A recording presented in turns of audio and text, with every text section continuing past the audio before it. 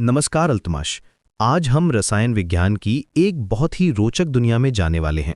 क्या आपने कभी सोचा है कि आपके आसपास की हर चीज, चाहे वो आपका फोन हो, पेंसिल हो या फिर हवा में मौजूद ऑक्सीजन हो, ये सब अलग-अलग तत्वों से बनी है।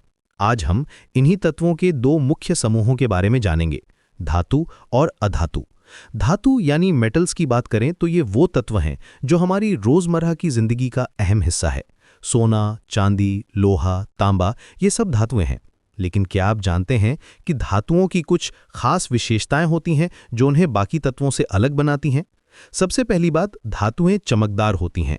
जब आप किसी साफ लोहे की छड़ या सोने के गहने को देखते हैं तो उसमें एक खास चमक दिखती है। इसे हम मेटालिक लस्टर कहते हैं।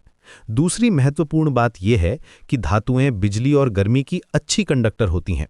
इसीलिए तो हमारे घरों में इलेक्ट्रिकल वायर्स तांबे की बनी होती हैं और खाना पकाने के बर्तन अक्सर एल्यूमिनियम या स्टील के होते हैं। धातुओं की एक और दिलचस्प विशेषता है, ये मैलिएबल और डक्टाइल होती हैं। मतलब इन्हें पीटकर पतली शीट्स बनाई जा सकती हैं और खींचकर तार बनाए जा सकते हैं। सोनार कैसे सोने को पीटकर इतनी पतली शीट्स बनाता है, यही तो मैलिएबिलिटी का कमाल है। अब बात करते हैं अधातुओं की। नॉन मेटल्स यानी अधातुएं धातुओं से बिल्कुल उल्टी प्रॉपर्टीज रखती हैं। कार्बन, ऑक्सीजन, नाइट्रोजन, सल्फर, ये सब अधातुएं हैं। इनमें धातुओं जैसी चमक नहीं होती। अगर आप चारकोल यानी कोयले को देखें तो वो काला और बेजान लगता है। ये बिजली और गर्मी के पुअर कंडक्टर होते हैं। इसीलिए तो प्लास्टिक और रबर का इस्तेमाल इलेक्ट्रिकल इंसुलेशन के लिए किया जाता है। अधातुओं की एक खास बात यह है कि ये ब्रिटल होती हैं। मतलब अगर आप इन्हें पीटेंगे तो ये टूट जाएंगी, पतली शीट्स नहीं बनेंगी। ग्रेफाइट को छोड़कर, जो कि कार्बन का एक रूप है और बिजली कंडक्ट करता है, बाकी अधातुएं इलेक्ट्रिकल इंसुलेटर्स हैं। अधातुएं अक्सर गैसेस के रूप में पाई जाती हैं, जैसे ऑक्सीजन, नाइट्रोजन, हाइड्रोजन। कुछ लिक्विड्स भी हैं जैसे ब्रोमीन, और कुछ सॉलिड्स भी हैं जैसे कार्बन और सल्फर। दिलचस्प बात यह है कि पीरियोडिक टेबल में धातुओं और अधातुओं के बीच में एक क्लियर लाइन नहीं है। कुछ एलिमेंट्स ऐसे हैं जो दोनों की प्रॉपर्टीज दिखाते हैं।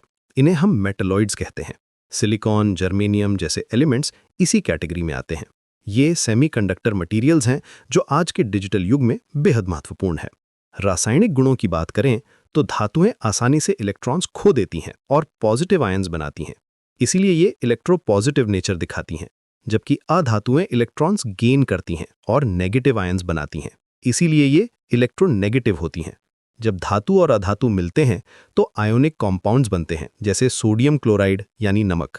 आज के समय में धातुओं का उपयोग कंस्ट्रक्शन, इलेक्ट्रॉनिक्स, ज्वेलरी, ट्रांसपोर्टेशन में होता है। स्टील से बिल्डिंग्स बनती हैं, कॉपर से वायर्स, एल्यूमिनियम से एयरक्राफ्ट पार्ट्स। वहीं अधातुओं का उपयोग फर्टिलाइजर्स, प्लास्टिक्स, मेडिसिन्स में होता है। नाइट्रोजन से फर्टिलाइजर्स बनते हैं, कार्बन से प्लास्टिक्स, क्लोरीन से डिसइंफेक्टेंट्स।